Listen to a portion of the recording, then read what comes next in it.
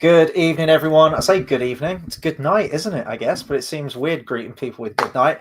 We're here. We're here to talk about The Exorcist. This is sort of a belated Halloween special. It's just kind of timed right because I don't even know how we got onto this subject. You'd mentioned, I think, that you'd recently read the Exorcist book, and we were talking about horror films and stuff, and you were like, "Oh yeah, I've never actually watched The Exorcist." Yeah, and I thought it's one of those movies that everyone's watched, that I just haven't. It's kind of like Wayne's World ish kind of thing. It's kind of like that. It's one of those movies that everyone's watched. It's I've seen it at some point and I just never got around to it. So I read the book I think a month ago because I thought I've not seen the movie. But you know what? I'll read the book. It was a book first, so I'll read that. And I'm not even really exaggerating. It was one of the best books I've read. It was a brilliant, really, really well written book. I don't usually like the whole religious thing in things. It's all very, I could go on a thing about religion, but I'm not going to. But it's all very, and I never usually love that kind of thing. But the book was really well done. It was great. I really liked the characters. So yeah, you know what? It's showing in the cinema. Why not? Yeah, it just timed perfectly. And I think, did I already have tickets booked for it? No, I'd been to see this at the cinema a few years ago. And I don't know, I was kind of going to give it a miss because I've seen The Exorcist a few times. I've only ever seen it once at the cinema before today. But I'd seen it a few times. It was a film that I was very familiar with. But when you mentioned that you hadn't seen it and you'd recently read the book, I thought, well, we'll get tickets and we'll see it at the cinema. This was the director's cut version that we watched. It's not my preferred cut of the two. There's like at least one scene which I prefer in the director's cut compared to the theatrical, but it's not like, absolutely damning that your first experience was watching the director's cut. I think Red Letter Media mentioned this on their review of The Exorcist, but it's called the director's cut, but really it's the writer's cut, because the director's cut, quote unquote, the cut of the film that the director was the most happiest with was the theatrical cut. And then I think occasionally there was some back and forth between William Friedkin, the director, and William Peter Blatty, who wrote the original book and did the screenplay for the film. And I think they had some disagreements every now and then between the adaptation. So the director's cut is the one that's closer to the writer's vision. So, but I'll just be handing over to you because you're the one who's actually got knowledge in this field. You've read the book. I think the thing about watching movies after you read the book, they never live up to it. Like I did, it's always, because when you read a book, it's visioned how you realistically envision it. You're given a limited description of everything, and I say limited. No matter how much detail a book goes into a description of something, it's still limited because you still make up the little bits. Whereas it could be like, I don't know, a person described with red hair and a fair face, you make up in the sense of, I don't know, they might have a mole on their chin. I don't know. Just an example of how you still envision it a certain way. And Carrie's actually a good example, another horror. That it was like there was a scene where I think they described like a bloodied Christ ran after her, and I envisioned the whole the Mel Gibson Passion of the Christ with the crown of thorns and I thought that was a very horrific kind of look. I was like, that looks quite cool, but I can't remember if that's in the movie, to be fair, that whole thing. I can't remember, but it's been a while since I've seen it. Yeah, but the thing is, watching a movie, that is shown to you how the director thinks, right, this is horrific, let's show it. But you as a viewer might be like, but when you read a book, you envision it as horrific as you want to. Yeah. Do you know what I mean? It's kind of like if someone makes a character, says they were very attractive, you envision someone very attractive. Whereas an actress, you'd be like, not that attractive. Do you know what I mean? It could happen. So yeah, so it's always interesting watching a movie after a book. But so there were a few cases I thought things happen a bit more rapidly, but I think that's because I read the book first. What the events in the film happen a lot. Yeah, some bits. I did read earlier that they truncate the time span of everything, because in the movie they mention we'll see you in a week's time, or take these tablets or whatever and let them run the course and then come back to us after 3 weeks or so. So there is a considerable amount of time, but I think in the book it goes on even longer. And unless I had some sort of mini blackout, I don't remember them saying we're sending you to a place that's in Ohio. Like they moved her to, that was like a specialist doctor or whatever, whereas in the book that's mentioned. I know it's only a little thing, but it's just little things like that sometimes, like you say, like the time span, it's like, oh, but that's all the way over there, whereas in the movie I guess it doesn't have to be. But yeah, I think there were just some bits that I thought happened a bit more sort of like, okay, there's a bit more time between this and this. But that's just a general thing of media, isn't it? Yeah, absolutely. We'll continue the review in just a second. We've got a few comments to get through first. I appreciate everyone staying up really, really late. I know this is later than we usually go live. It's basically Christmas. Oh, don't say that. Oh, no. Bonfire night first. Bonfire night. Then we'll hear the siren call of Mariah Carey then, won't we? Taking us towards Christmas. We've got bath time. We have got Carl. And we got bath time and Carl. There we go. let's work through them. Let's see. Bath time says, big fan of The Exorcist myself, but certainly a film of its time. Tubular bells, in it. I think the thing about film, I've heard that a lot. I've heard a few people say that. See, I don't. I think the reason think it is. I don't think it is, but I think the reason for that is when you see stuff like the vomit and it's quite green sludge. Yeah, I think there are things where I'm like, I can see what you're saying, because like now it would look a little bit, but I think things like the blood on the like when she's upside down and it's dripping out of her mouth, I thought that looked really cool. I think, yeah, I don't think it's as big of a I think it holds up very, very well. I tell you one contributing factor maybe towards bath time's point there, and I think we're both, well, you absolutely are in this similar boat, but we'd watched parody versions of The Exorcist long before we watched the original film. I mean, for you, even longer, because you watched The Exorcist for the first time today, literally as of like a couple of hours ago. Yeah. But Scary Movie 2, I'm still a huge fan of the Scary Movie films. And this actually happened with Scream as well. Only the first three. Yeah, yes, yeah. 4 and 5 just didn't happen. So like before I even watched Scream, I'd watch Scary Movie, and I'd watch Scary Movie to the point where I can still to this day probably quote it from beginning to end. So when I got round to watching Scream, I was like, oh, this isn't really scary. It was this horror film that was hailed as this, the thing about Scream, it's not a horror, well, it is a horror movie, but it's not like it was. I remember years ago it was shown on Comedy Central. I remember, like, it's to me, it's not a horror movie anyway. It's very tongue-in-cheek. Yeah, it's which is weird. When I found out it was directed by Wes Craven, I was like, huh. Didn't think that, because it was because of the whole kind of vibe of it. And it was the same with The Exorcist as well. I'd watched Scary Movie 2. The opening scene to that film is absolutely legendary. It's fucking brilliant with James Woods and everything. So I feel like that took the edge off The Exorcist a little bit. But what I will say, growing up, because, you know, product of the 90s, grew up in the VHS days. And my uncle still has many, many VHS cassette tapes. And I remember distinctly the horror cassettes, and there'd always be this fear of them when you're younger, like the big black cases with the hard 18 rated certificate on, and isn't that what they do with porn? Yes, like they just have the blacked out cases that just, like, don't tell you what it is. But like even the front cover would be terrifying. It'd be either like really minimalistic, or you know, you'd have the film in like big red font. Like the video that I really remember is The Shining, and it just has Jack Nicholson's face through the door. And there's always this notoriety about these horror films, and when you're little, it's like all these films that you're not allowed to watch because they're too scary or creepy. I kind of miss when horror movies used to be scary, like when you were a kid and I was growing up, and they were you know, they obviously, you know, were scary. I remember the first time I watched Scream 3 when I was really, really little, and I remember that was quite scary, like having someone run with a knife and everything.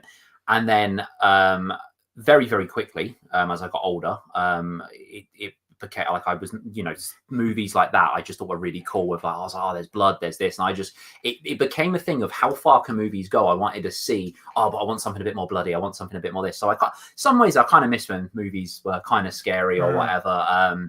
But I mean, like for instance, I mean, like you play like horror games as well. They're I think the scary part is like when you just jump and you're like, right, okay, I didn't realize that thing would be there, which is fun. I mean, the scariest thing was I was playing Silent Hill 2 the other day. The scariest thing was the fact that I keep fucking dying, and I'm there just with a gun, and you can hear the radio thing moving. I'm like, there's a thing behind there, but if I get hit once, I'll die, and I'm just stood there for like 5 minutes going, I don't know whether to move or just ride out my life here. It's like I don't know what to do. But yeah, I miss when movies are kind of scary. I miss those days of horror films as well, because my parents were pretty cool with letting me watch whatever I wanted. We didn't have like loads of horror films, like they weren't part of like my parents' collection or anything like that. My parents aren't really into horror films that way. But occasionally there'd be a film. The one that I always reference on the channel was Tim Burton's Batman, which was at the time, I think it's been reclassified now, at the time was a 15 rated certificate, and we had it on VHS cassette, and I just felt called to that videotape one day. And I said, "Oh, Mum, can I watch this?" And she was like, "No, it's 15. You're like 6 years old. Like, calm the fuck down." And I just kept going, "Oh, let me watch it." And she's like, "No." And I'm like, "Oh, let me watch it." And she's like, "Okay, fine." It was kind of that. You have a bit of a back and forth, and eventually they'd relent. But my uncle and auntie were just super chill. Like, they've got every video you can ever think of at the time, and especially all the horror films. And there'd always be that cool factor, that like bragging thing, like, "Oh, The Exorcist, I've heard about that. Oh, it was banned, wasn't it? Oh, it's meant to be super scary, isn't it?" And yeah, I watched it and I was fine. So I'd go to my uncle like really young. I was probably really young when I watched The Exorcist for the first time, probably like 9 or 10 or something like that. And I just said, "Oh, can I watch The Exorcist?" He was like, "Yeah, all right then, I'll get it down for you and can watch it." I remember initially being fairly unremarkable. And I think when there is a film that has that kind of level to it, that you're kind of aware of, even at a younger age, you're aware that it was banned, that audiences were passing out and fainting, and had this really like, huge reaction to this film when it came out. The bar's sort of set like up here, and it's like, right, we'll meet this then. It's like anything though, isn't it? Like every time people have hype on something, it's one reason when everyone has like goes, "Oh, you need to watch this TV show." I mean, I'm not one of those. I mean, I think a lot of people in this world, they grow up, have kids, and their life revolves around, I'm going to go to work at 7 o'clock when I put the kids to bed, I'm going to sit with the missus for 2 hours and we're going to watch a TV show and go to bed and repeat. And that's literally their life. And I'm not very like that, but so there is that aspect to it. I don't want to be like that, but also it's just so hyped that you see it and you're like, it's all right. And that's what your view ends up being on a lot of things. I think, like, for instance, I always remember Breaking Bad is probably one of the only TV series, well, maybe not the only one, but the most prominent that everyone said, "Oh, this is great." That I saw it like a good, like, what did it come out in 2008? Something like that. Like it was a while ago, and I didn't see it till like 2019 or something. Like, it was quite a while afterwards. But that was one that stood out where I went, okay, that is actually quite good. But yeah, that's the thing. When the bar sets so high with things like Game of Thrones, everyone says it's amazing. I have tried the first 3 episodes countless times, can't get into it. But it's everyone. Well, don't go any further than that, because it doesn't get any better than that. This is one thing I've heard, so I'm just not bothered. But it's because the bar is set so high, it doesn't end up being as great. Which, not to say this movie wasn't good, but I read the book as well, and I thought the book was fantastic. I actually really, really loved the book. And I heard the movie was great. I watched it and I went, yes, that was cool. Like, it wasn't this, oh my God, movie, because obviously I knew the story and it was hyped so much. I went, yeah, that was good. And yeah, like, do you get what I mean? Which is, I will say that even to this day, this film still remains one of my favorite horror films ever made. If someone asks me my favorite, I usually go with The Shining or John Carpenter's The Thing or David Cronenberg's The Fly, but this is right up there. Pretty much all my favorite horror movies begin with I've just realized that, like The Shining, The Thing, The Exorcist. But this film's just absolutely remarkable, and I do think it is still shocking in some way. And you try and take your mind back to the 70s, where people hadn't seen anything like this film, and they were selling out screens of this film. And I think the word of mouth of this film, that it was this terrifying thing, this really, really out there imagery and shocking imagery. Like the one part in the film that still gets a reaction out of people is the bit with the crucifix, and like, lick me, and she grabs like that is still shocking to this day. You don't see that in films. I found it really weird when I laughed, and I was like, no one else did. I was like, is that the wrong reaction to have?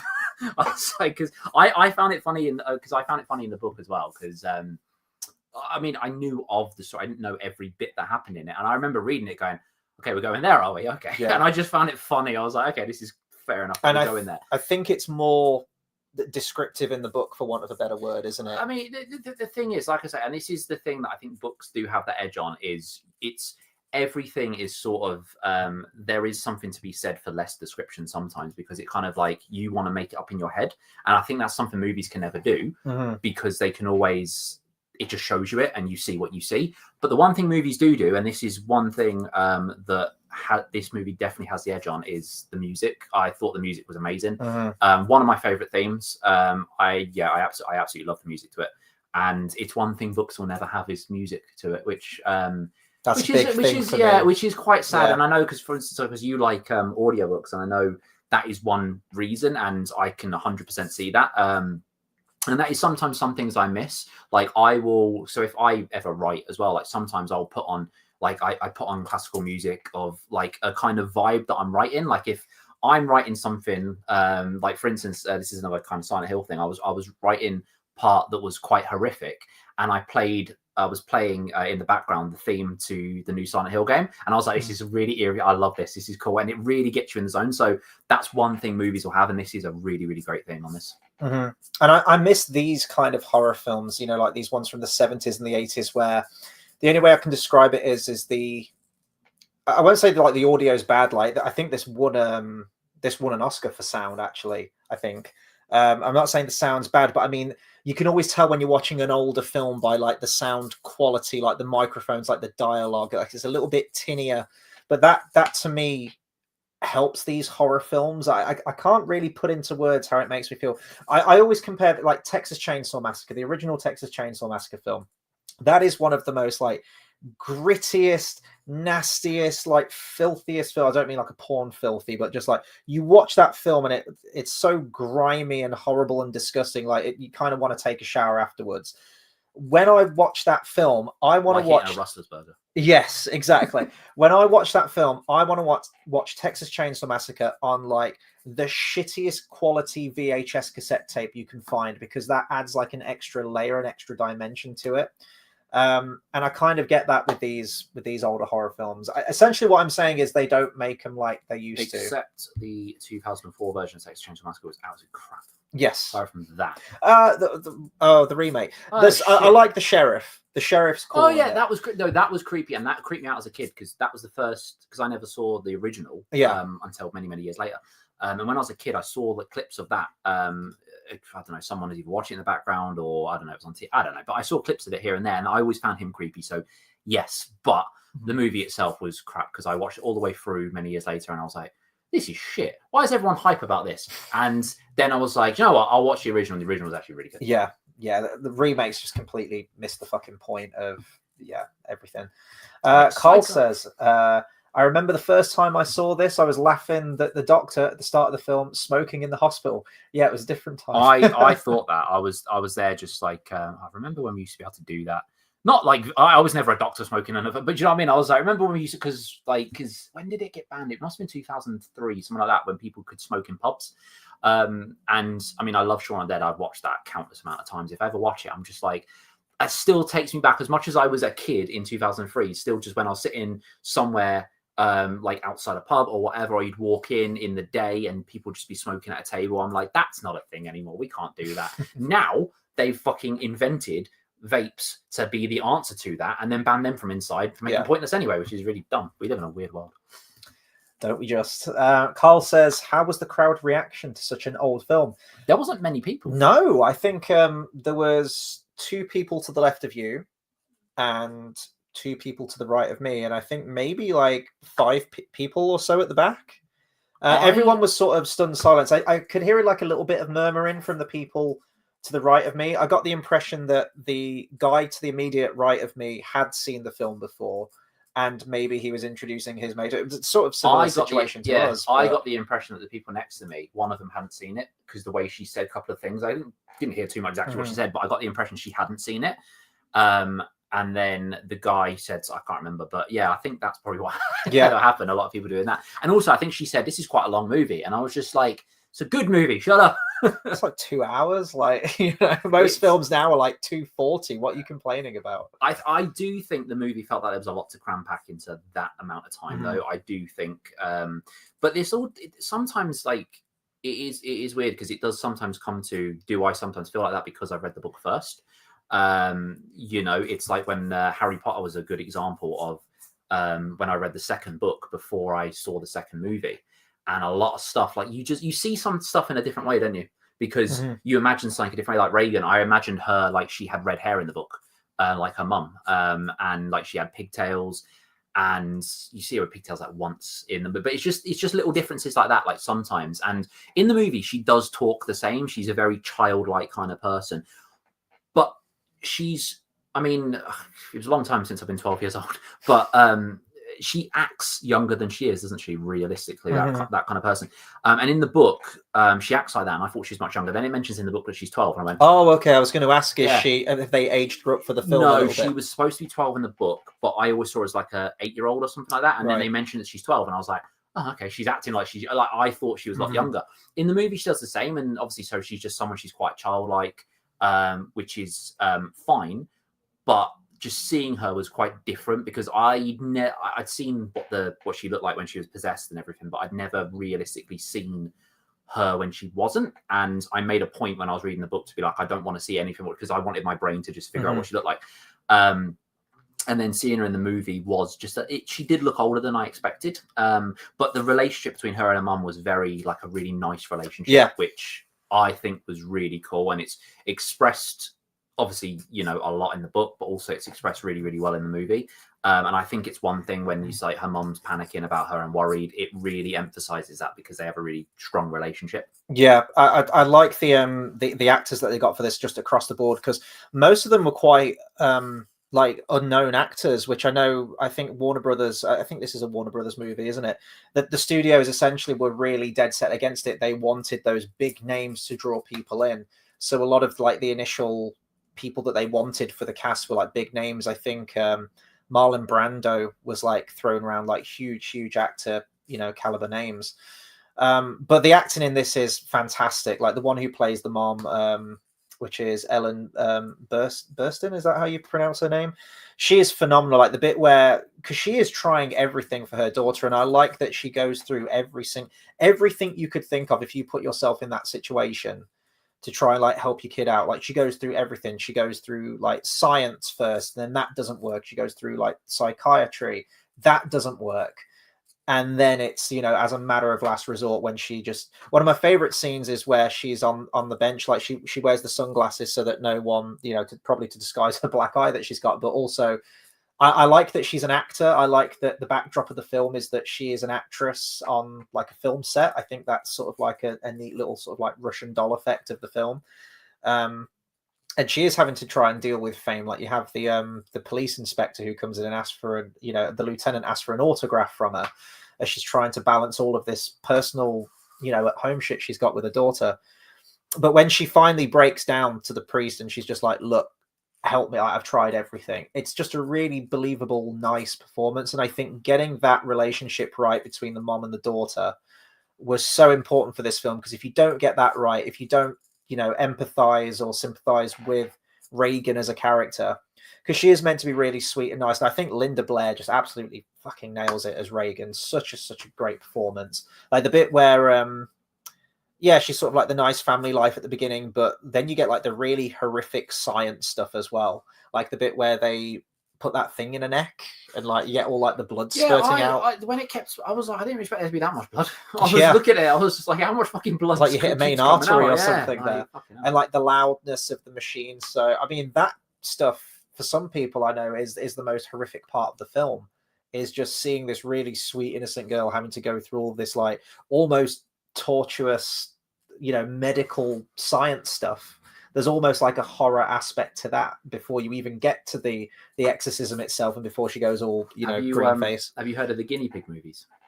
No. So basically they're these Japanese, I think there's like 8 of them, I don't know. I've seen the second one. And the reason I've seen the second one is because Charlie Sheen was given a copy at some party years and years ago, like the 90s or whatever fucking year it was.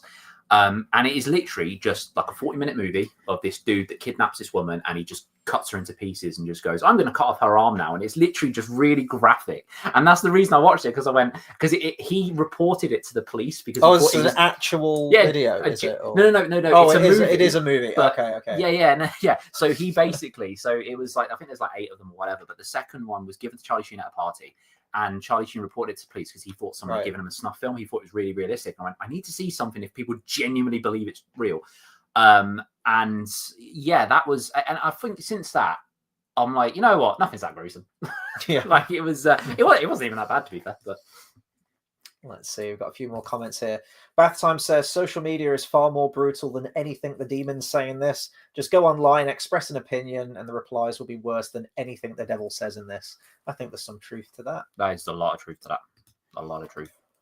Carl says, the only modern horror film I refuse to watch is Terrifier, just not for me. I've seen half of the first one. Is the first one the one where he cuts down a vagina? In half, yeah. I've seen half of that movie. I got to that bit, and I watched that on Boxing Day, actually. Last year, I went around my mate's family's house for like, they have like a Boxing Day do. And we got there early, and he was like, right, I'm going to put a film on, you know, expecting some kind of festive cheer movie, some Christmas movie or whatever. Puts on the Terrifier, says, we're going to watch this. Terrifier is great. It's so bad. It's just no story. It's great just because it's just, to be fair, it's taken off. He's like a modern movie horror mascot now, isn't he? I think Art the Clown, I think he is like the horror equivalent to the Joker, like the way he acts, not just because he's a clown, but the way he acts, aside from him never speaking, he is very the same because he's just twisted and there's no explanation to it. He's just mad for this. And every time, like I watch those, I say every time I watch, I've only watched them once, but you know what I mean? When I've watched those movies, I remember thinking like, this is exactly how I'd love the Joker to be portrayed on screen, like some horror, maybe not as in you know, as detailed as that, because if we had the Joker do that, it would be very, very different. But you know, something just the way he is, his mannerisms, the kind of extremes he goes to, I thought was really cool. The second one did kind of lose me a bit with the magic dagger. Like some character got a magic dagger, and I was a bit like, it's gonna get weird. It's they're gonna keep it. He's gonna be in space. Like Chucky. Yeah, there was actually an idea of Chucky in space at this crap. Yeah, it doesn't. And I was like, you know, I kind of want to see that. I mean, yeah, I was just looking at the budget and the box office for Terrifier 3. $2 million budget. Don't need a lot to make one of those movies. Makes 90 million. I mean, it's just a no-brainer, isn't it? Keep the costs low. You know, it's just you're going to get more of them. But as long as the thing about them being so low quality as well is it's got that gritty, horrible kind of look to it, which sometimes because there's a few I don't know if you remember the horror channel on Sky from years and years ago. You'd have so like unknown horror movies on there that were like such low budget. They had this weird, gritty kind of almost like a snuff film kind of look to them, where it just felt like it was all done on camcorder, which added to the horror elements. So when you see people kill, like you say, when you know you see people do that, it was very more believable, and it was just so. I think that's one thing that adds to Terrifier, which makes them good. I need to see 3 and 4. Let's see. Bath Time says all the James Wan jump cut stuff I can't watch. Are you talking about like the really like rapid fire editing jump cut, or do you mean like the jump scares? Because one thing I'll say about The Exorcist is I love the pace of it. I love how slow burn it is towards the beginning. It really establishes everything, that the family life and the, you know, what the mom does, like the dynamic and everything. And there really aren't that many jump scares in this film. The jump scares in it are more natural things, like the telephone would ring and shit like that. And it was just, they were more just natural things that happened, that would just happen at times that make you go, oh. There's the bit where she goes into the attic with the candle and then it like flares up all of a sudden. But I think they're all earned. That's one thing, right? This is actually a thing that when I was reading the book, I was reading it and I thought, you know what, that's one thing books can't do. They can't really do jump scares. And then in the book, I don't remember the flame going up or anything, but she's there. And then when the butler dude speaks to her, he just like it's written, and it's actually written really well, and it's written in a weird way. And then that dialogue comes out, and I was like, where the fuck did that come from? It was really sudden, and it was weird. So it was actually written really well, and that's why I really liked it. And then it was like came a voice behind her. I went, okay, this is, and it was just done really, really well. So as much as they can't be done in the same way, I think it was written in a way that I went, actually, that's quite a creepy little. So yeah, I thought that was quite brilliant, to be fair. Well, I was going to ask this about your experience reading the book, because I mean, I've never really read horror, so maybe you do still get this sense from it. You know, like you mentioned earlier, that when I read a book or listen to an audiobook, I prefer having that sort of visual or audio stimulus with it, like whether it's a soundtrack, music, sound effects, whatever is like overlaid over it. When you're reading The Exorcist, do you get that sense of horror from it? Are you there kind of looking around at night, or you hear a creak and you're like, I shouldn't be reading this. This is like some forbidden script or something. To be fair though, I'm the worst person to ask that, because I'm the one person that would just say no to any of that anyway. I don't get that kind of thing where people get, you know what I mean, and this whole like, because I'm a very, as much as I love fantasy and I love magic and shit like that. If people are like, oh yeah, no, but genuinely as a thing that happened, I was like, I fucking didn't know, did it? I'm very like that, and my dad's like that as well, which is quite funny because his wife is a little not very into that kind of stuff, but she would like every now and then she's like, oh yeah, but you can't explain that though, can you? And my dad would just be like, you can this that, like, and I'm the same. I'm like, well yeah, like I don't understand. And so I'm the last person to ask of that, but I do remember I bought the book. It took me, as I say, it was a few months after I bought it that I read it, because I'm quite bad on that. I'll have a list and I'll add that to the list, and then it sits there for a while. And I do get to it, but you know those things like you don't need to buy film list. Yeah, it's like, you know, and you're just like, you don't need to buy it now, and you're like, yeah, but I do. I like it there. And I remember I bought it, and this, as I say, this wasn't serious or anything, but I remember I said to someone, I was like, I'm kind of half expecting my bed to start moving. The fact that it just sat there beside my bed. You did see demons. Did this happen around the time you bought the Exorcist book? Wait, which demon? There was like the chick from The Ring. You said you saw like a vision. No. That was. I don't know if it was after I bought the Exorcist. No, it wouldn't have been. No, because that was completely separate. But that was an interesting, fun time. No, it wasn't. We should tell viewers about that, because I don't know if we've mentioned that you saw a really creepy vision of like a long-haired woman at the foot of your bed or something. Oh yeah, right? Was this like a fun Saturday night that you didn't tell me about or something? This was really weird. Yeah, so there was no things involved. So basically it was I can't remember when it was exactly. I think it was last year, because The Ring was another movie I'd not seen for a while. Now this was the thing that got creepy. So I watched The Ring, I think it was a year ago, was it? Something like that. Let's say it was a year ago. So I watched The Ring about a year ago.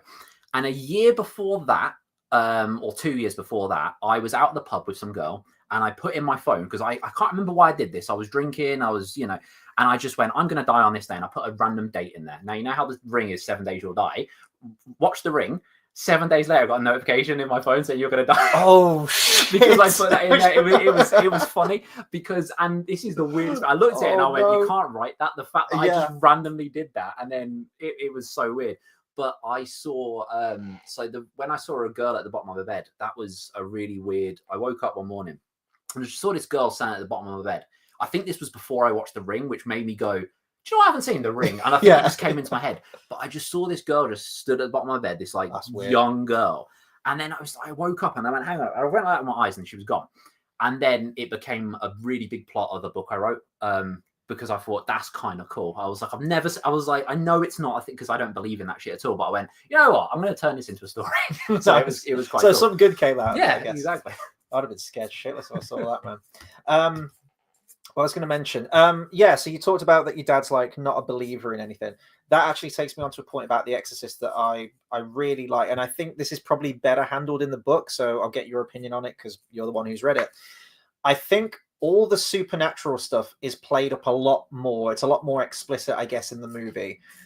To my understanding, in the book, it's still really interesting that William Blatty actually did the screenplay for this and did the book, so he had to make those changes himself. In the book, I think it's a lot more ambiguous as to whether it is actually a demonic possession, because I feel like everything that she does, whether it's, swearing, all these vulgar acts that she does, it is backed up by some kind of medical explanation that could elicit that response. This is the thing. I never got that. I always was just like, but there's a demon involved. Now, I don't know if that's actually because I knew of the story, but it was still very, very obvious. So when you have the detective, and he was, someone killed this person. The only thing I was sat there reading it, just like, yeah, but it's a demon. Like, we're going on this thing with this detective. Obviously, they don't know that. But as a reader, and then it kept going on. I was like, look, as a reader, I know what's going on. We don't need this, like, what's happening kind of thing. But obviously, the characters don't know what's happening. The only thing I was like, well, how did it happen? Did she lift him up as a demon? Did the demon transfer like it does at the end? Was it that kind of thing? I didn't, obviously is left kind of, you're not really sure, which is never really fully explained exactly which one of those happens. I would assume the demon would pick him up, because the only reason I'd say that is because when it transfers and he dies, the demon's gone. So I don't know, but I was always, I never really got that, but I have heard that before where people were just like, oh, it's kind of a bit, you don't really know. And I'm like, well, I felt like it was quite easy to tell. So when they were saying things like, oh yeah, but you need to get permission for an exorcism. And I was sat there just like, mate, they don't just shake though, do they? Like, I'm sorry, but like, as much as I don't believe that shit, if someone was there and their bed was shaking, as much as I'd question them and go, okay, what the fuck have you done to this? It would be a bit more like, well, you know what? I don't think you can really explain that. So fair play. Like, I don't know. I think the film initially does a good job of that, because there's bits where the scientist says, it seems like she's depressed. She mentioned that the parents have split up, and that she doesn't see her dad. I thought there's a bit more of that in the book. I think there is a little bit more of that. I even want to go. So maybe this is more so in the book. The mom's friend, who's the director, who is the one who gets his head turned around and thrown down the stairs, which we don't see. It's all very ambiguous. They say, like, why would he go up to her room? Maybe some like molestation kind of undertones to it, perhaps a little bit. The bit when you see more of him in the book, though. You see more of him, like he has a drink with her and everything, and he's quite a vulgar person, which is weird. And then they make jokes of just like, yeah, he's a dick, and I'm like, no, he's an actual dick, mate. Like, he was just really, really weird. To be fair, because he is weird, he is a bit of a dick, but he never came across like he would do that. Right. So when that was to me anyway. So when they said, like, I don't know, oh yeah, I left him with her, and he was in her room, I thought he would just be sat with her, just like, well, because your mum's out, I'm going to sit with you. Mm-hmm. That's the way I saw it. Anyway. Yeah.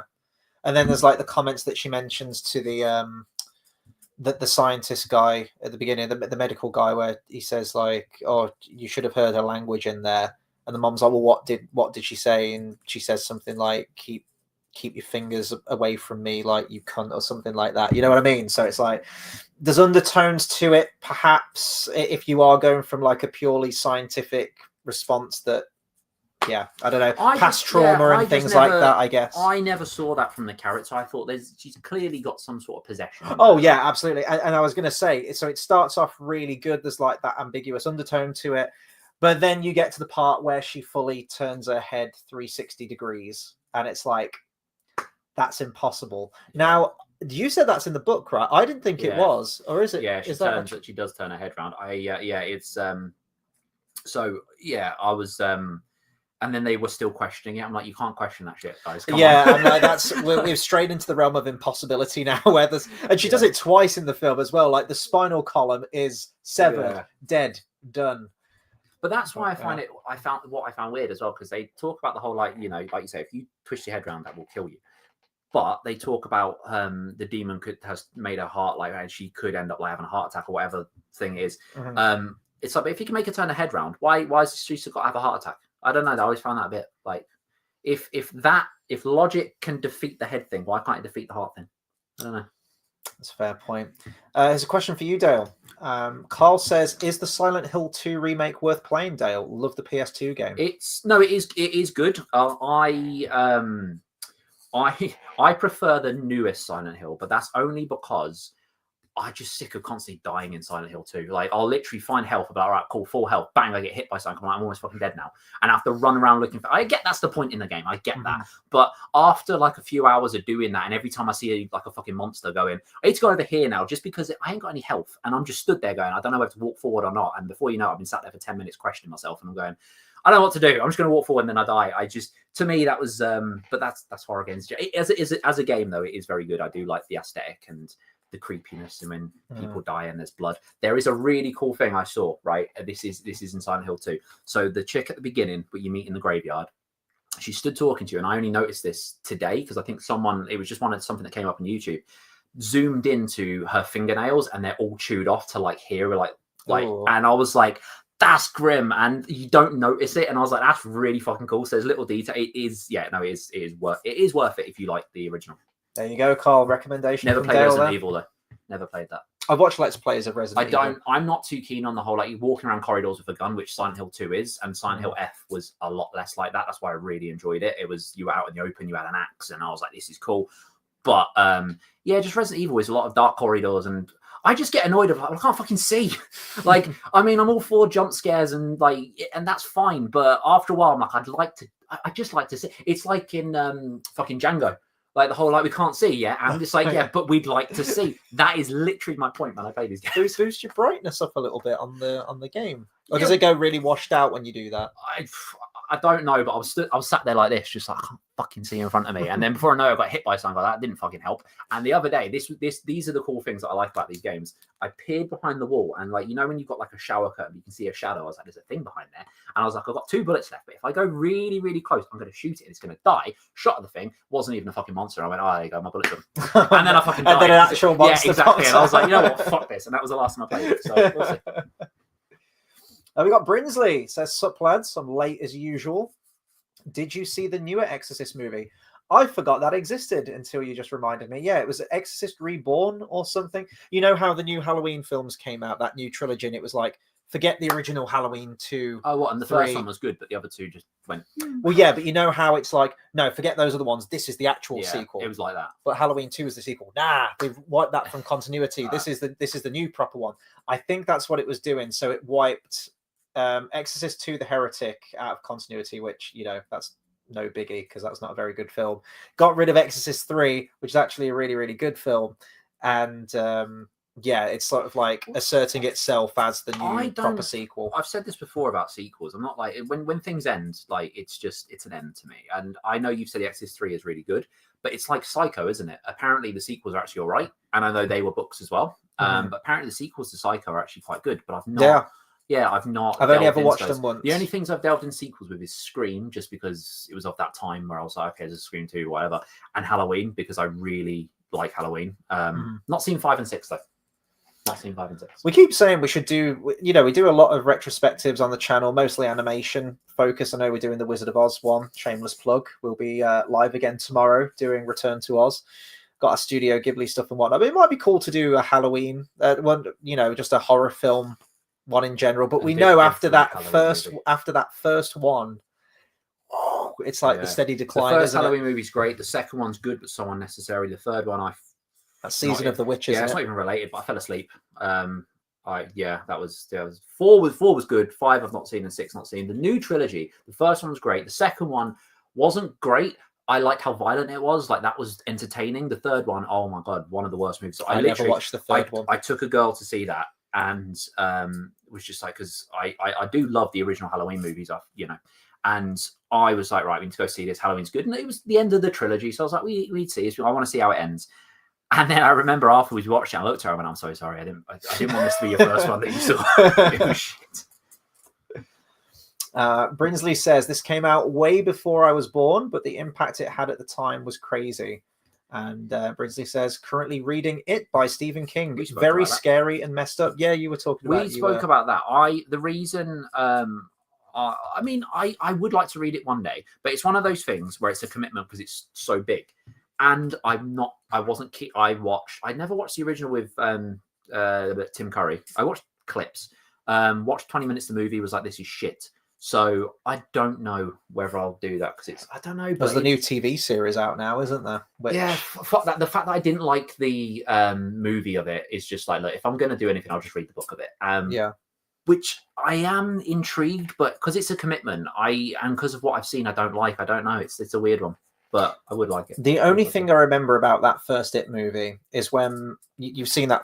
You've only seen like 10 minutes of it, did you say? 20, half an hour, something like that. They're fighting It at the end, and he's sort of shape-shifting into all these different monsters and aliens and creatures because he's a shape-shifting entity, cosmic entity or whatnot. And they use the sound effect of the cave troll from The Lord of the Rings. I'm not even bullshitting. It's the same exact sound effect. And that has just lived in my head for forever. I think he turns into like this giant crab monster thing with like loads of legs, like a giant spider type It's like when you hear the stormtrooper in the movie. The Wilhelm scream. It's the same thing. Great. Bringing it back to The Exorcist. I love the look of this movie. I was actually just looking, and I didn't know this, but this was nominated for an Academy Award for Best Picture. And it was the first horror film to ever be nominated. And you still kind of get that now. Horror films never really get nominated for Best Picture. It's always like those and superhero movies are the ones that you don't go near. The thing about horror movies, because it has to hit a certain... It's kind of like if you make a movie in 18, you're limiting your audience already. So I think that's probably one of the reasons. Well, this got bumped to an X rating, didn't it? I think it got banned in some countries. Which doesn't exist anymore, does it? X rating. I think I think it still does. Or NC-17. I think you know what? The weirdest thing I found about in America. I mean, there's a lot of weird things, but one weird thing about ratings in America is you've got R-rated, which means you can't watch it unless you're over 17 or accompanied by an adult. So you could be a 6-year-old and watch it. Do you know what I mean? That's what they mentioned. They said that when this film first came out, it was rated R in America, and they complained that too many kids saw The Exorcist. Well, don't take your fucking kids to see it then. Exactly. So then they had to. Then they wanted to push for that X rating to get it banned. I find it funny Yeah. that it's like if you're under 17, you have to be accompanied by an adult. And isn't it funny how people taking their kids to see it, they have to have the law to tell them they can't, not to make an actual judgment. Maybe you shouldn't be parents. Anyway, but I find it funny that it's an R rating. Like if you're under 17, you have to be accompanied by an adult. But then there's an NC-17 where but you have to be 18. So it's like, so you have to be literally 365 days older and you'll cope. Is that how this works? And I just find it just mad. Like, okay, that makes so much sense. But then again, you can shoot a gun, fight in a war at 18, but only drink when you're 21. Yeah, isn't that weird? Imagine that, like you're in the army and all the guys, let's have some. Oh, sorry, I can't. But you just shot the Taliban. Like, I don't know. It's a weird world we live in. It's like it's that joke is made in Friends as well, where they were just like, yeah, but he's under 21, he wouldn't be able to drink at his own bachelor party. It's like it's fucking true. Mm-hmm. It's just fucking hilarious. The Exorcist also was apparently nominated for 9 other Academy Awards as well. Christ almighty, I never knew it was nominated for that many. And it won Best Adapted Screenplay, fair enough, and won Best Sound as well. Yeah, the sound in this is fucking phenomenal. And just the way it looks as well, cinematography, pretty much everything, just how this film looks.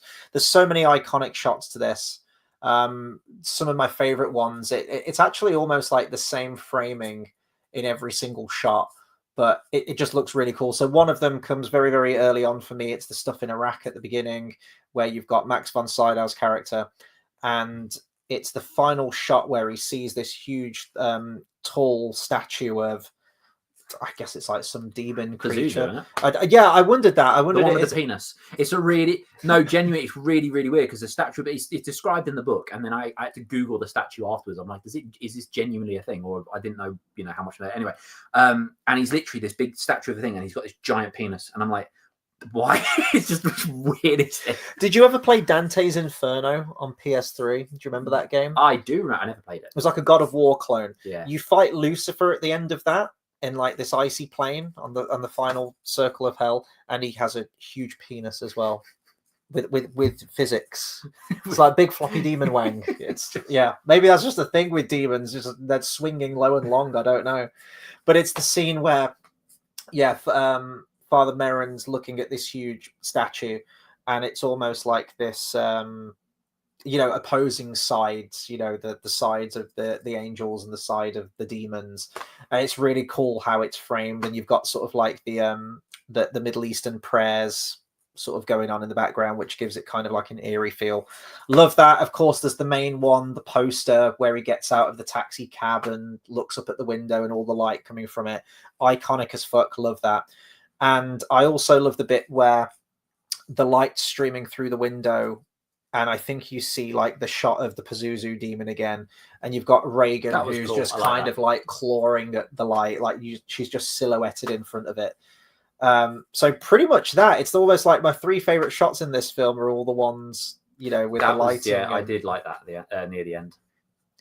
But I love the way that William Friedkin directs this as well. And I was actually reading a little bit about this film. This guy sounds like an absolute nutcase, but in the best possible way. He just seems like someone who's got a very clear vision of, perfectionist, and, his actions on set are probably not that great. There'd definitely be some like human rights things now, the health and safety and whatnot. But he was doing all these things, in my opinion, to get the best take possible. But it's some gray areas because he did actually probably harm some of the cast. There's stories where to get a certain response from an actor who needs to be sort of like really shaken up and sort of like fight or flight, he would just come in and just smack them around the face super hard and then just roll the camera instantly because they'd be taken aback and shocked at what just happened. He'd come on set with a gun and fire a blank into the air to get like a shocked response from people. But then there are some stories of how Ellen Burstyn's character, it's the bit where Reagan sort of like forcibly pushes her onto the floor. She was hooked up to a harness, and apparently the director said right before they got the take that's in the film, really, really give it to her on this one. So they yanked this harness back way harder than they ever did. and she broke her coccyx, which is, if you've ever landed on your tailbone, is not a fun experience. That really fucking hurts.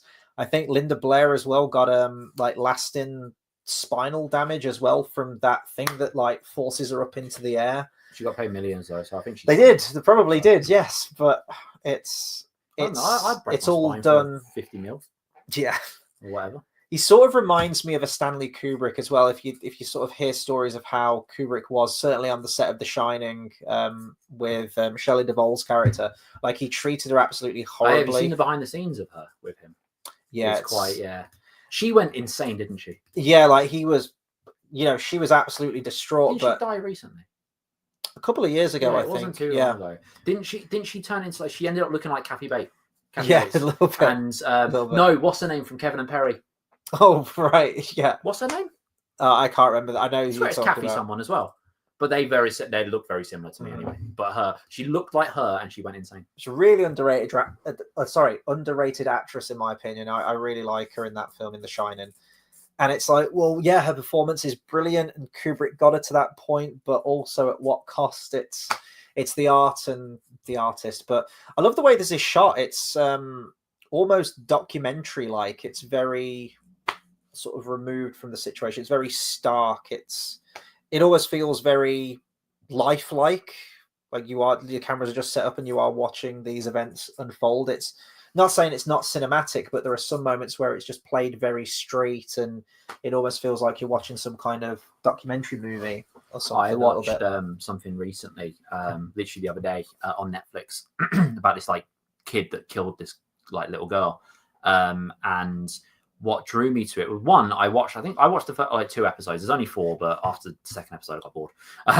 But the first episode, the 2 things drew me to it. One, they were very like, oh, he's committed a crime, and I was like, I just want to know what this crime is. Like that drew me to it. But also, it was shot it was one camera shot every episode, so everything was like it would scan like that. So every time it would change characters, it would always move along the hallway and stuff like that. So everything was done in one shot, which I thought was absolutely brilliant. That was one of my favorite things I've seen in a long time. Let's get to a few more comments here. Carl says, when the Blair Witch Project first came out, I watched it in the cinema, and when I came out, someone had put stones around my car. Really freaked me out. Oh, stones around your car? Yeah, that's bizarre. Is that a thing in the movie? I don't know. I've never watched it. I never watched Blair Witch, so yeah, it's very creepy. Bathtime says, my football team found out the exorcism of Emily Rose scared the shit out of me, and they used to take it in turns to call me at 3 a.m. I think I've seen that movie. Yeah, it's got if it's the one I'm thinking of, it's got a very bizarre ending, which is a little bit hokey. But I remember that film being pretty good. I think she gets a little bit more sort of like physical in that one, like the whole kind of like the spider walk, but like the contortionist, like breaking your limbs and like creepy walking and things like that. Brinsley says, I like the movie goes through all the logical medical options first. Yeah, no, I love that too. You should try Dead Space. Great horror game and story. I've watched Let's Plays of Dead Space. I'm not good with horror games. Do you know, like the only issue I have is when you're walking around and it's just dark corridors, and after a while I'm like, mate, about it. Like, can I get a little bit of light, please? Like, I'm just, you know what I mean? Like that's the only thing. That's why I like the new Silent Hill. You weren't forever inside. I'm like, that's fine. At least I know it's foggy and I can't see over it, but at least it's not literally I walked into a fucking wall and it's dark. After a while, I'm like, I'm bored of walking to walls, mate. Like, that's why I hated. Remember that game? What's it? Outlast. Oh, yeah. That's why I hated that, because it was literally walk down the dark corridor. I'm like, I can't see. Yeah, you have to use the and then it runs out of battery. I'm like, I can't see, and I get that's the game, I do, but after a while, I'm just like, mate, I just want to see down the corridor. Like, do you know what I mean? It's just annoying. And then it's like, oh, you can't fight, and I'm like, for fuck's sake, I've got to hide in a fucking cupboard. And I don't know. To me, it was just. I mean, I like them. I like the jump scares, but after a while, I'm like, it's the same scenery. I'm not good with that. And Outlast is the fucking worst for this. I'm not good with that pursuit aspect.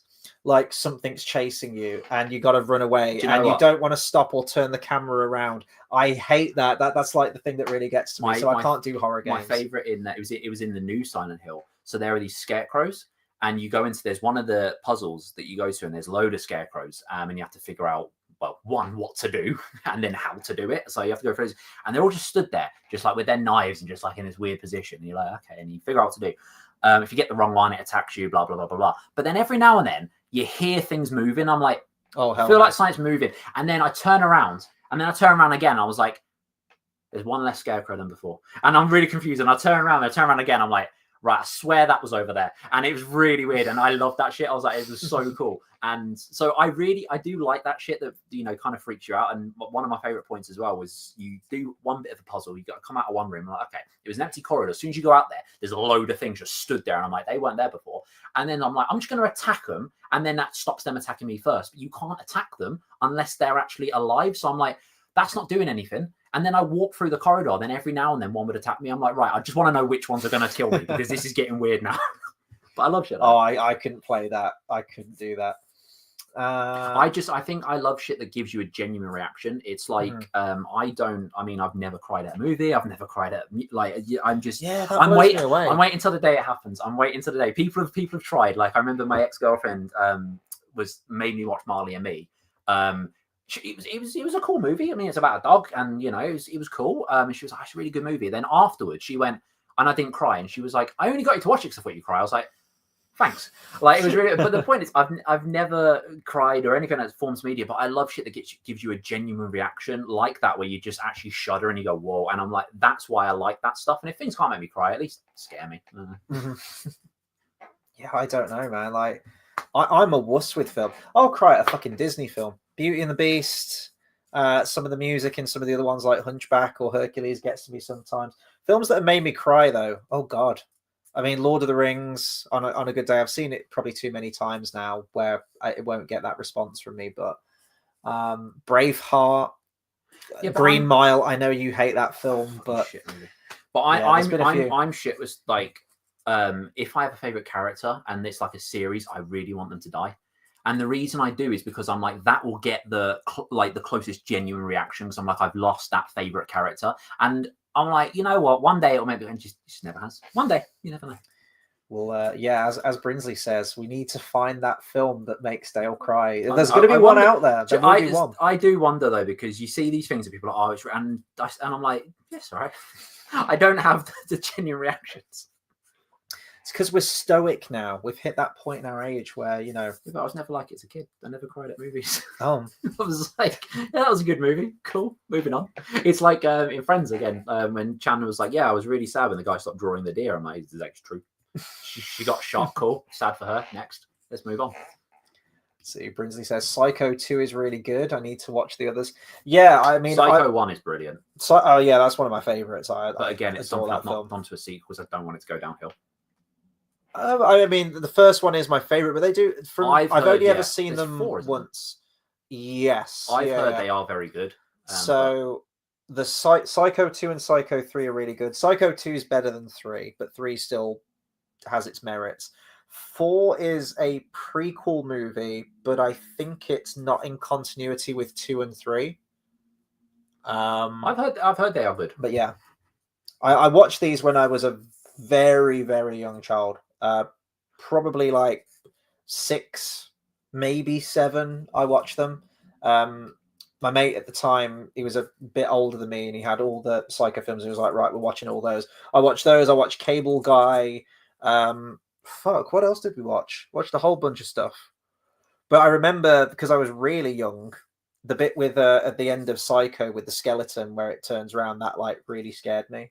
I think there's something to be said as well. So when you get old movies, books, whatever, but this goes for anything through time, is so many stories have been told hundreds of times, but with different characters in a different way. And it's like I think we mentioned something, but here's another example. I don't know if it's the same example used, but like people have mentioned how Harry Potter is basically like Star Wars, but with wands. Like it's a very similar thing. So you can have so many stories. I think now it becomes quite hard for things to be like, oh my God, this is because we've seen so many different kinds of versions. It's like I read Jekyll and Hyde and I went, yes, all right, but it's supposed to be this phenomenal thing.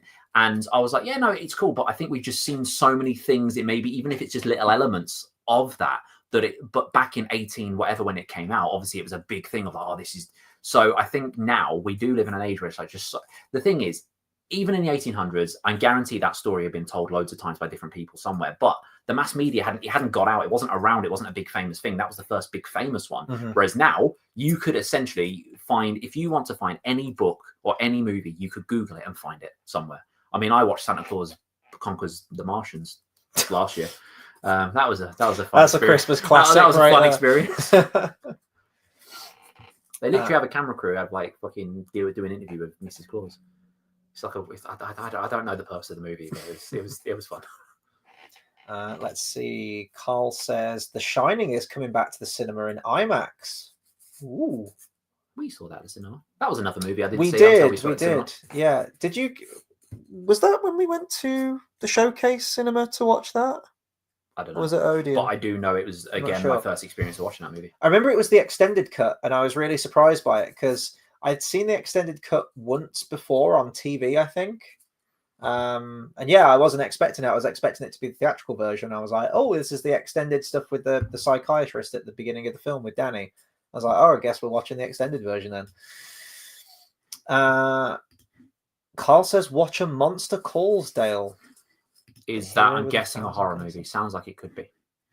A monster. Like I'm just trying to figure out what reaction I'm supposed to have from it, like whether it's supposed to be a sad movie. I feel like I've seen that film. Is that the one with Felicity, whatever her name is, from Rogue One? Felicity Jones is the mom. I have seen this movie. Yeah. I went to the cinema to see this movie. Yeah, 2016. Shit, that's 10 years old next year. Oh, that movie I'm not okay with that. With the girl. Again, it was supposed to make me. It really didn't. It was a good movie. This is what happens, folks. He asks me questions like, "What's that movie with the girl?" Oh yeah, the one with where like she gets cancer, but she doesn't. The Fault in Our Stars. Yeah, someone made me watch that. It was a good movie, but again, I was like, yeah, she died. Yeah, cool. I just want to bring up a couple of other little points about The Exorcist, and then I guess we can sort of round it off there because we're just over an hour now. And I've got work tomorrow, so I need to get myself to bed. Max von Sydow in this as Father Merrin is absolutely great, and they did such a good job with the makeup in this film to make him look super old, to the point where they pretty much predicted what he would look like when he was that age. And I think because of this movie, he's just one of those actors that I just always thought was old. And I think it's because I've seen him in clips from this film. And I mean, this came out in 1973. He's been in loads and loads of films. He was an absolutely phenomenal actor. And he's just always been old.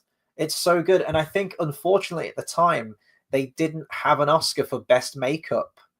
But like the makeup in this is phenomenal on Max von Sydow especially, but of course on Reagan as well.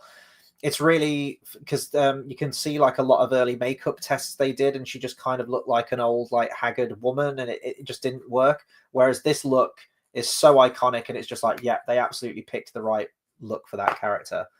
The whole like lacerations on her face and whatnot was meant to be that, like the stuff with the crucifix, it's inferred that maybe she sort of like scratched herself, or it could be like Reagan trying to sort of like break through where you see that like help me sort of like emerge on her stomach. Do you know what's really weird? In the book, they try and go down a scientific route for that as well. And I was like, what?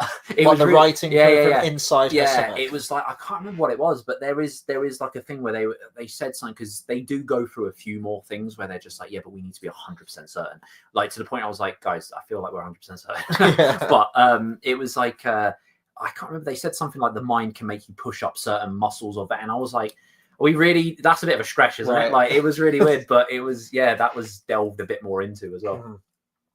And the rest of it is just sort of like subtle little, there's lots of foreshadowing and foreboding in this movie, which I think really helps sort of the eerie tone of it. And it's established pretty early on in the film.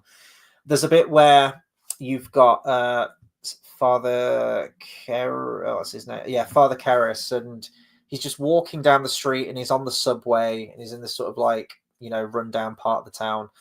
And there's like, can we still say hobo? Homeless man. There's a homeless man, a tramp on the street. And he says, like, could you spare some change, Father? I'm an old altar boy. I'm a Catholic. You don't think anything of it. It's a little bit creepy. It's a little bit weird. And then later on in the movie, fucking Reagan says that same line, and you're like, oh shit! So that was like the demons are everywhere, like the devil is everywhere. In kind Clockwork of thing. Orange, they just kill the hobo. Yes, they do. Just like let's beat him up. And then all the stuff with the mom, because like we meet Father Karras's character, and he's having a crisis of faith, and he wants to get out of this job. You know, he's got his elderly mom who he's trying to take care of as well. And when she passes, yes, and you know she wants to stay at home, but she gets put in a care home kind of thing, and ultimately dies not long after that. And he's just racked with guilt, which lasts, you know, all the way through the movie. And when Reagan starts talking in his mum's voice, there's that creepy shot as well where she appears very briefly in a quick shot as his mom in the bed, which and his mum's just kind of like sat upright and staring at him, which looks really, really creepy. And you know, the demon's just trying to get him to that point just to break him down. And I think ultimately that leads, there's that moment where he's sort of sat downstairs, and she says, like, is she, you know, have you fixed my daughter, essentially? Is she safe? And he says, no, not yet. And I think it's at that point, like, he felt like he failed his mom. And he's like, I am not going to fail this little girl. Yeah. And that's when he goes upstairs. And because he essentially kind of sacrificed himself, really, doesn't he? Because he was like, yeah, like, take me and all that sort of thing. Do you know what, though? It does make me think, like, I don't know what a demon's purpose is, in the sense of he's there, like, I'm going to kill her from the inside or whatever, like, fair enough. But then he possesses the demon possesses into the I was gonna say pharaoh, into the fucking the priest, and then he jumps out the window and the demon dies. So technically, well, the demon doesn't die, but like disappears. So if you kill the host, does the demon disappear? But then also, if the demon's a spirit, how does it go into a person? Do they need to use a Ouija board? I don't know. How does it work? I don't get it. I think they do something with that in Exorcist 3, where when they vanquish the demon again, I don't know if it's meant to be Pazuzu again in the third one, it sort of puts Father Karras's soul to rest a little bit, because he's been trapped by this demon for like however many years Exorcist 3 set after. I think I've only ever watched that film once, so it's been a long, long while since I watched it. What was I going to say? I don't know how, like, how does it work though, in the sense of, like, because this is what I never understood about Ouija boards, and this is why I don't believe in this kind of bollocks, because, you know, it's the whole, like, you do a Ouija board, you speak in, and suddenly you unleash demons. This is supposedly a real thing in the world. You release demons into your life, and then you give them permission to. I never got that. How can a piece of wood with writing on it go, oh, now there's I don't understand it. It just never made sense to me. Mm-hmm. But how does it work? Like, imagine that does happen, a demon does possess you. Like, it goes on to someone else, but if you die, can it not? I don't. But then if the random spirit can't just suck its way into someone, then why was it able to do it to that person? I don't. I've just never really got it. I've seen some people talk about the ending of this film, actually, where I think we both got, and you've read the book as well, we both get the reading that, you know, Father Karras at the end does triumph over the demon. He takes on board the demon and sacrifices himself, throws himself out of the window to essentially vanquish the demon. But I've seen that some people read into it that, no, actually the demon wins. The demon is the one that throws him out the window. And I'm like, I think it's very... kill her, so... Yeah, I think it's very clear that... Because he morphs into the demon face very quickly, but then he sort of shakes it off and goes like, no. And so, like, when he throws himself out of the window, I infer that he's in charge of that situation, and he's vanquishing that demon. Yeah, I mean, but it just, no, I know. Because the thing is, if the demon was to win, I feel like the demon would have killed other people. Yeah. And her especially. One thing that the movie doesn't do in the book, that the book does do, is call her a little piglet. And I'm like, oh, we missed that line. But they call her like until the piglet dies. I'm like, that sounded really cool, but they never use it in the movie. They mention sow, don't they? At one point. Sow? Female pig. Do they? Yeah. It's like, the sow is mine. That might be what they said instead then. But yeah, call her a little piglet. And I was like, and that was just like a nice little, but yeah, they didn't use it. And I was like, oh.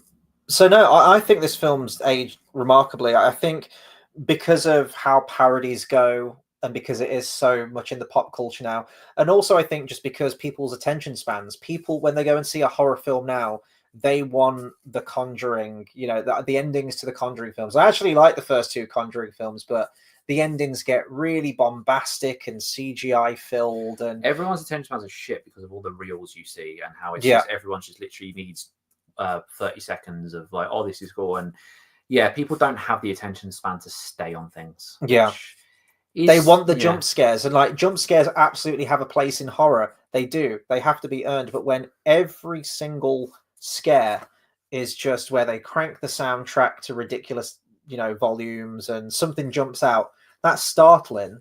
But if you haven't built up that tension or that sense of dread before you drop a jump scare, then it's just noise. The worst one at is that when you're at home watching a movie like that, because the levels go up. You're constantly there going, fucking hell, I need to turn it down. It's really, Oh God, really weird. I tell you what, that's one of my biggest pet peeves.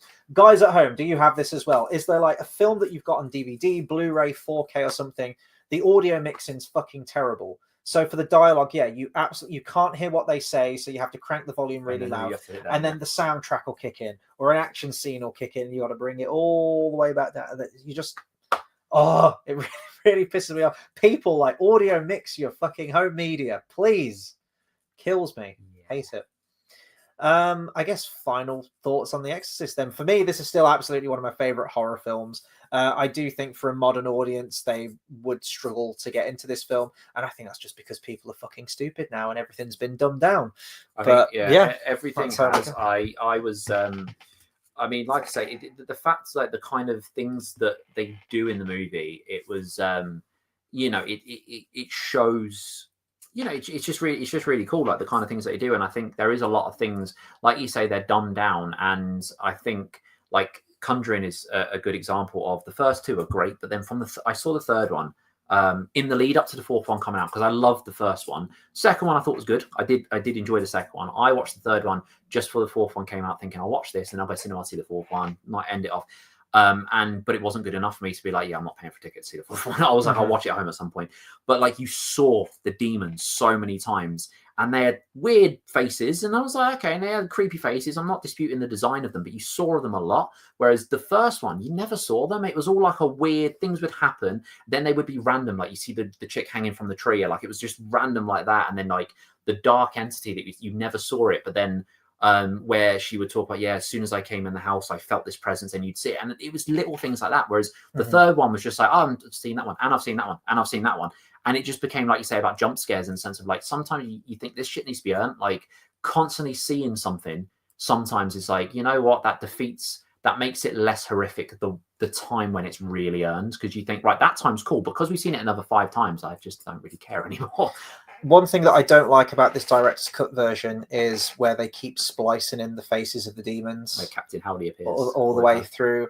Because when you freeze on it, I don't think it's a particularly scary look. And it's not as bad as the fucking Insidious, though, that demon. Darth Maul. Oh, the Darth Maul demon? Yeah.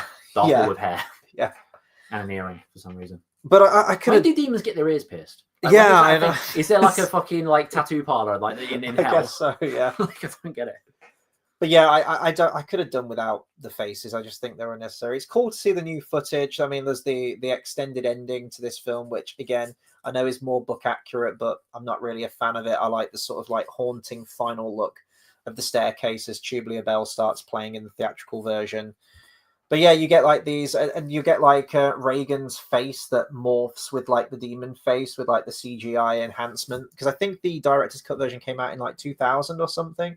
So there are some added digital effects in there. I don't know. I could have done without that, the superimposed demon faces. There's bits where she's in the kitchen and you see one sort of on the it flashes like the stainless steel. Yeah. I'm like, that's kind of dumb. Just yeah. The I think the subtleness, and I think some things, as I say, need to be like, sometimes things need to be really, really earned. And I do think a lot of the times the things they're really random, and I think it is earned, and I think it works really well. But I think a lot of horror movies do miss that, because they were like, oh, jump scare, boom, jump scare. And it's like, if you had a bit less, it would have made the ones you got much more horrific, much more impactful. So I think with a lot of movies, you do get, I think, this isn't just horror movies, but just movies in general, where you'll get tropes that happen, where you think, you know what, if that didn't happen another 15 times, that would be kind of cool. But the fact that we've already seen it that many times, I've lost interest. You know, and you do get that a lot from things. Speaking of that, when he spoke about adverts, yes, I watched a video on YouTube yesterday. It was actually Come Dine With Me. I was watching Come Dine With Me on YouTube, and it was like a whole like 40-minute thing. And every 2 minutes, an ad popped up. And I remember sat there, I was just watching, and I was like, literally just had an ad. And I sat there thinking to myself, like, I've got no issue with ads, but when we were younger, there was one ad break, or 40 minutes, there was 2 ad breaks. But every 2 minutes, I'm like, this is why. And all it does, it makes you not want to buy the product that you see. I mean, no one ever pays an interest in fucking ads on YouTube, except I got a Van Halen ad once, and I thought that was really cool. But, you know, no one ever pays attention to them. But when you get intrusive ads like that, you're like, mate, I just don't want to buy it. I just don't want to buy it. I just really don't. And it just, the constant ads everywhere really pisses me off. Especially now, because YouTube really wants you to get YouTube Premium. So the amount of we had like 1 at the beginning of every video. Now we've got 2, or you'll get like ones in between.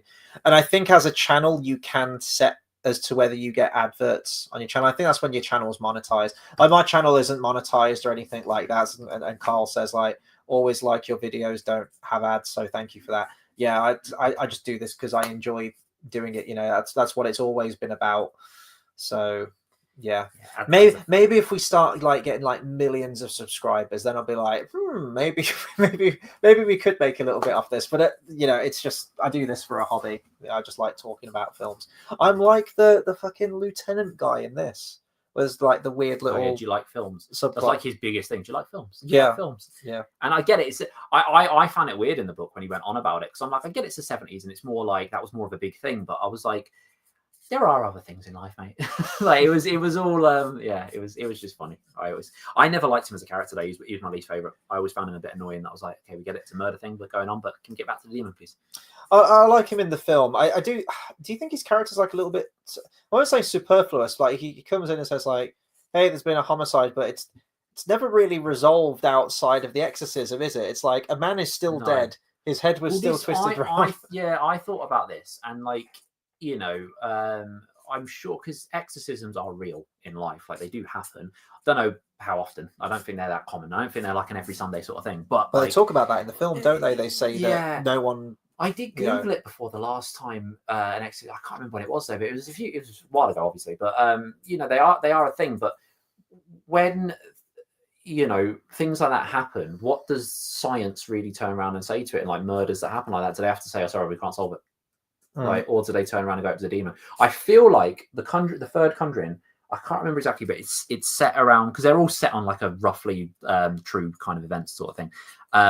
And there was a guy that killed someone, and it actually was ruled in court that he was possessed. I'm like, how the fuck can you rule that in court?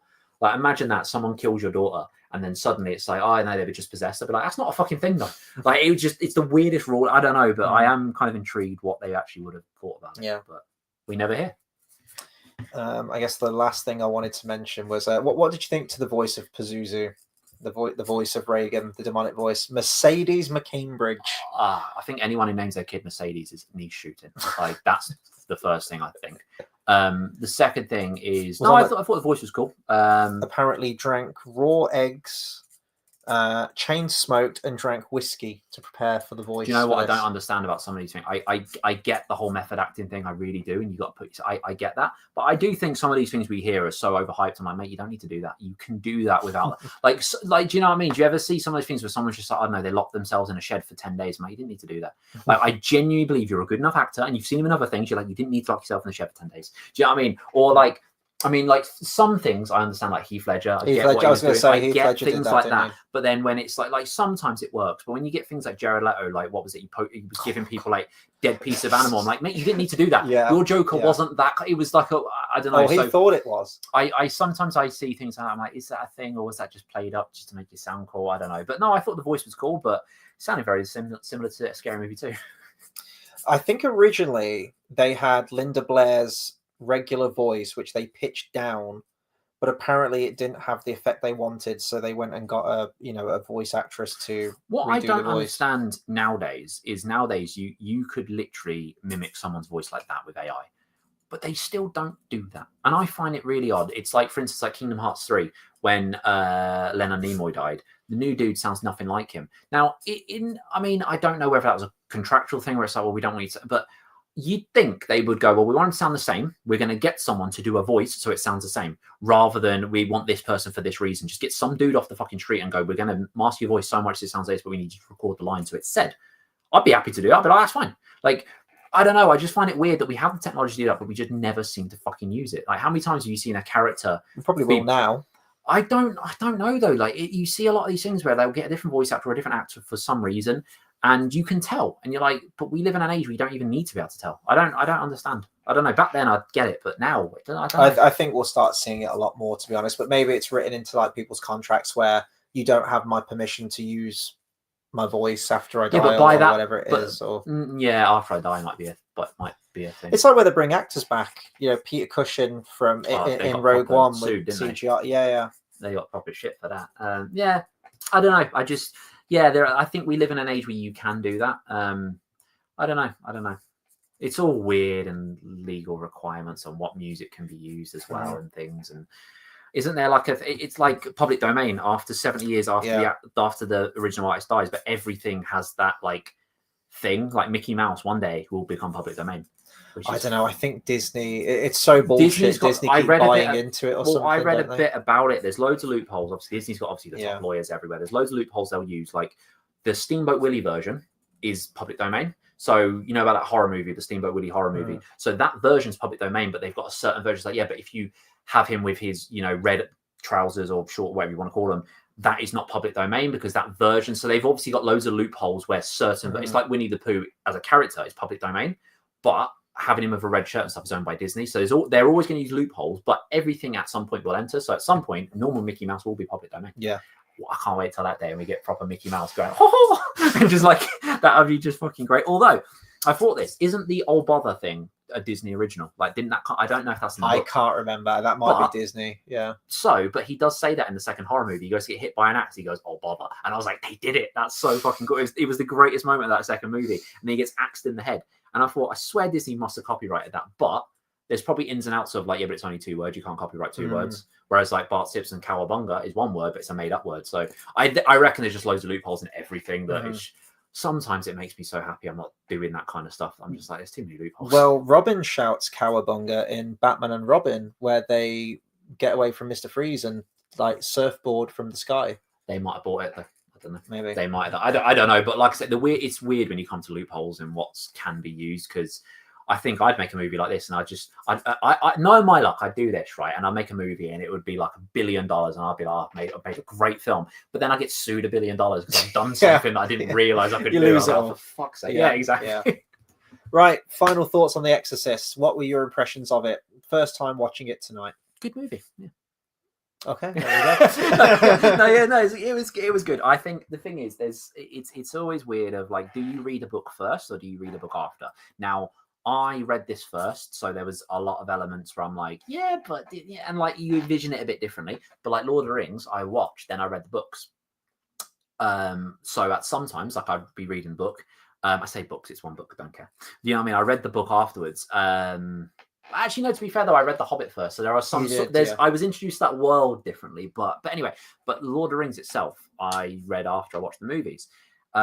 So sometimes obviously you envision characters certain ways that you've already seen them in movies, but if you do it the other way around, the movie's just generally not as good. Like Harry Potter, like the second Harry Potter, there'd be direct quotes. I'm like, that's not how I envisioned them saying it though. There was some direct quotes in this as well. I'm like, it's from but then if they don't say it a certain way, so I don't know. I don't think there is a right or wrong order to do them, but I do just think if you do it that way, it can be, I wouldn't say underwhelming, because I wouldn't say the movie's underwhelming. I just think because I'd read the book, I think like there was just a lot that felt missed out for me.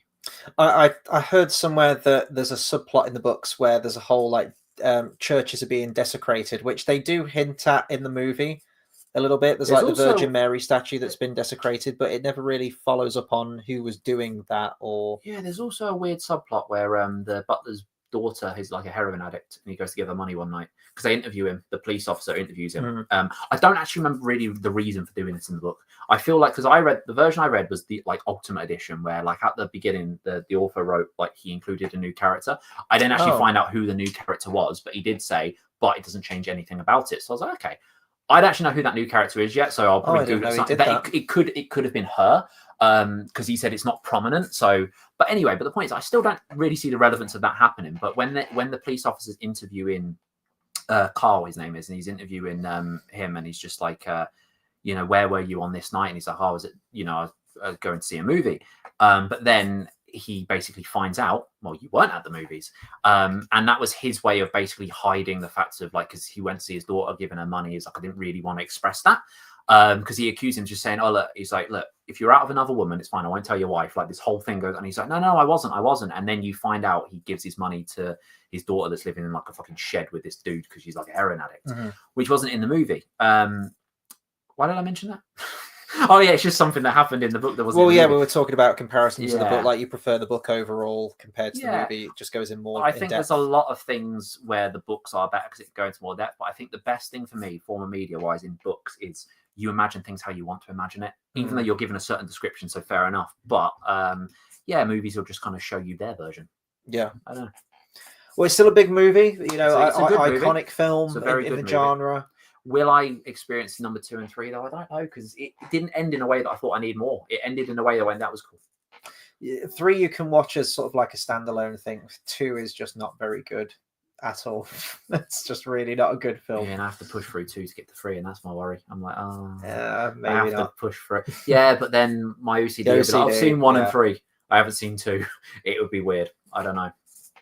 It's like I want to watch Halloween 6, but I've not seen 5, and that really doesn't appeal to me. But I'd have to. But and I think there's a thing in Halloween 6 where he has like a baby with his 14-year-old cousin. I don't know. It's a weird. Whoa. It's a weird thing. Right, we're going to round it off there, I think, guys, because it's getting quite late. It's half 12 for us in the AM. Jesus. But I want to say a big thank you to everyone who's tuned in tonight. I didn't think we'd have many people on tonight, but we've had, you know, the usual motley crew of people joining us, which is great. Thank you to everyone who always watches our stuff. Speaking of Motley Crue, this is nothing to do with Motley Crue. Okay. But Twisted Sister have a song called Captain Howdy. They do.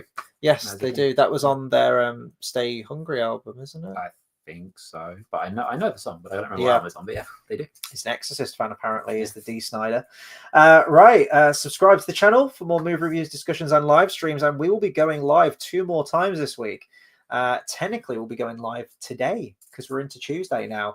So we haven't done a time. In 21 hours. It's 20 hours.